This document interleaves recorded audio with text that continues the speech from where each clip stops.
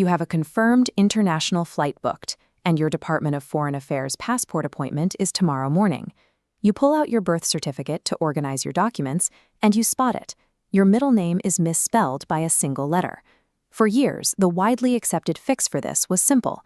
You would visit a notary public, pay a small fee to execute an Affidavit of Discrepancy, and present that sworn statement to the DFA officer to explain away the typo. The current 2026 protocol completely shatters that workaround. The DFA no longer accepts an Affidavit of Discrepancy for any civil registry errors. Instead, they strictly enforce the exact match rule. This rule mandates that your Philippine passport's biographic data will only reflect exactly what is printed on your PSA SECPA. SECPA stands for Security Paper, the official watermarked document issued by the Philippine Statistics Authority. Warning tone. Showing up with a mismatched ID and a typo on your birth certificate results in immediate rejection. You forfeit your appointment fee of up to 1,200 pesos, lose your confirmed slot, and face indefinite delays to your travel plans. The only legal solution accepted today is source document correction. This means you must fix the error at your municipal local civil registry office before you ever step foot inside a DFA facility. The local civil registry office, or LCRO, is the municipal branch where your vital civil events are originally recorded and legally amended. This grid shows the 4 distinct quadrants of documentation problems. Securing your passport requires identifying exactly which of the 10 common PSA errors you are dealing with, so you can execute the correct legal remedy. We start in Zone 1, Clarity Issues. Error 1 happens when you have your official PSA birth certificate, but the typewriter ink from decades ago has degraded, leaving your name or your birth date blurred and physically unreadable. The DFA will not guess your name. You must visit the civil registrar where you were born and request a transcribed local civil registrar copy, classified as Form 102 or Form 1A.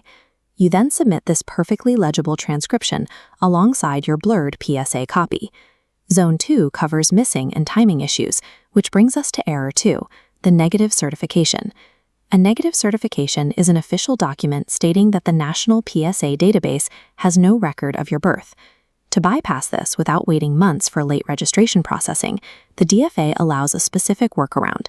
You can submit the original local birth certificate from your municipality, paired with the PSA negative certification, and 3 supporting documents like a voter certificate or school records. Error 3 is the late registered birth trap.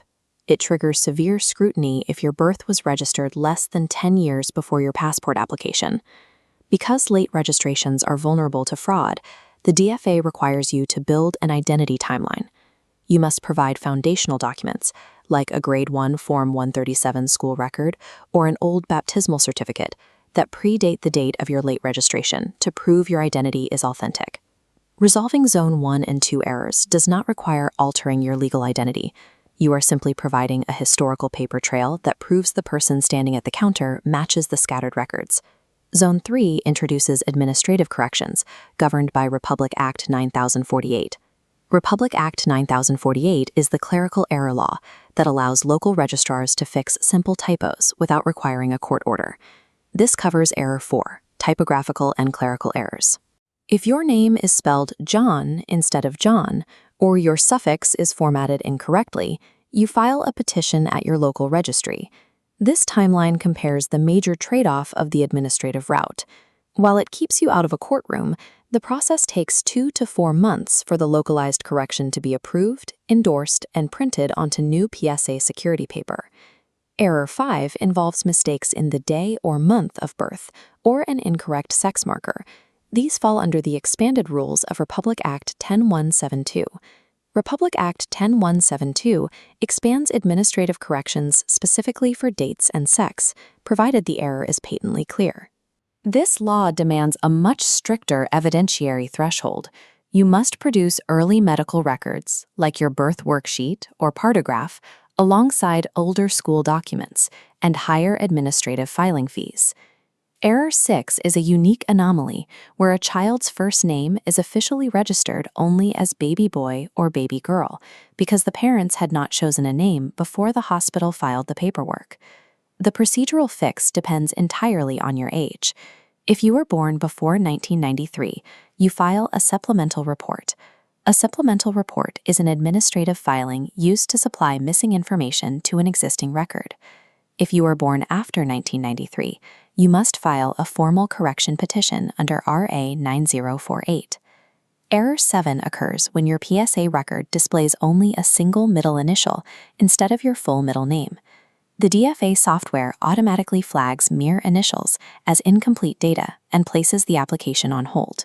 You must file a supplemental report at your local registry to expand that initial into a full name before your passport can be processed. While Zone 3 remedies successfully bypass the expensive judicial system, their multi-month processing timelines make them a fatal trap for applicants with urgent travel plans. Zone 4 is the highest friction tier, complex and judicial errors. Error 8 encompasses substantial errors. This includes discovering a completely wrong year of birth, a mistaken nationality, or an incorrect civil status of your parents. This scatterplot maps the absolute requirement of Rule 108. Rule 108 is a formal judicial proceeding in the regional trial court required for substantial changes to civil status. It requires filing a formal petition, paying upwards of 20,000 pesos in legal fees, and waiting 6 to 12 months for a judge's decision. This immense gap on the chart proves why identifying your error type is crucial. Misclassifying a complex error as a simple typo will waste months of your time before the registry inevitably rejects it. Error 9 involves illegitimate children using the father's surname without the proper civil registry annotations. To fix this, you must fulfill the requirements of Republic Act 9255 by executing an affidavit of admission of paternity and an affidavit to use surname of the father. These are sworn legal instruments that establish paternity and grant the child the right to use the father's last name. If the mother is absent, you will also need a notarized special power of attorney. Finally, Error 10 is a behavioral trap. It happens when an applicant pushes through their DFA appointment while their PSA correction is still pending locally. The DFA will proceed, but they will print the passport utilizing the erroneous data currently in the system. Once your corrected PSA arrives months later, you will be forced to pay the full processing fee again for a completely new passport renewal just to update the spelling.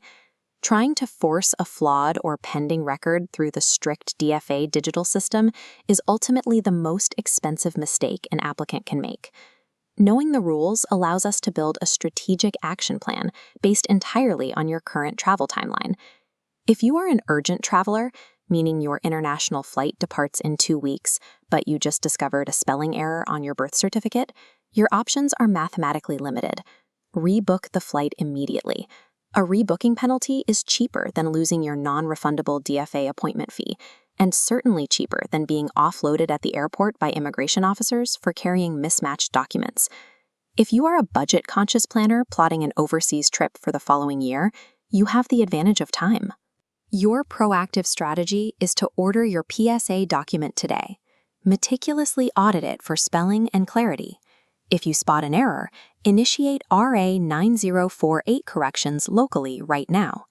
By the time you book your DFA appointment, your paperwork will be flawless. Before you click Confirm on a promotional airfare, audit your documents.